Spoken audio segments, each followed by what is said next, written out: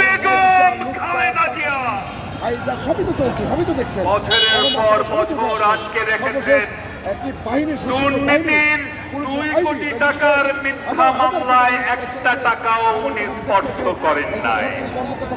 আর আমরা এখন কি দেখি? আহারে বেনজি, দুরবস্থা সর্বশেষ জায়গায় নিয়ে সরকার, আহারে আসাদুজ্জামান, আহারে আজি, মুক্তিকামী জনতার যে আরেকটা কি জানো? তার প্রমাণ করে যে 71-এর স্বাধীনতা সংগ্রাম, 90-এর গণপ্রত্যান, আমরা মতিউর, এই শব্দ ভাই সামান্য, এই শব্দ সামান্য। শেখ হাসিনার রান্নাঘরের বহু আছে।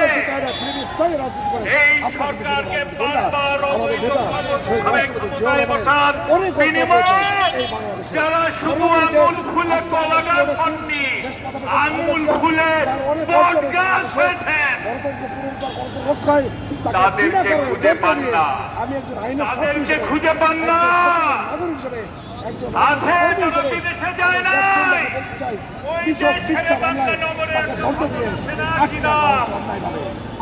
গণভবন তল্লাশি করলে বেনজি, আসাদুজ্জামান, মতিউরের মতো শত শত চোরদের পাবে। লক্ষ লক্ষ জনতা কিন্তু ওনার বাপ বলেছিল, ওনার বাবা বলেছিলেন, সরকারের যে পেটোয়া বাহিনী রয়েছে, সরকারের যতগুলো সংস্থা রয়েছে, তার সাথে আমরা যুদ্ধ করবো, সেটা তো সম্ভব নয়।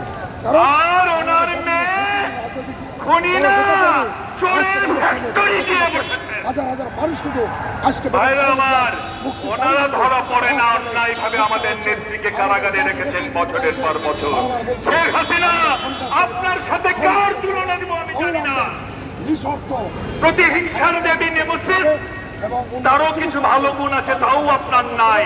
ঘষেটি বেগম ছাড়া মমতা লোভী আর কোন মহিলাকে দেখি না আপনার সাথে তুলনা করার।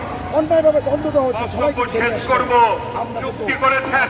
থাকবো, রাজপথে ফয়সালা। আচ্ছা, আপনারাই বলেন ভাইয়েরা এবং বোনেরা, আপনাদের বাড়ির মধ্যে দিয়ে যদি অন্য বাড়ির লোক বারবার যাতায়াত করে, আপনাদের কোন নিরাপত্তা থাকবে? তারা কিন্তু অবস্থা নিয়েছে। আপনাদের কোনো প্রাইভেসি থাকবে?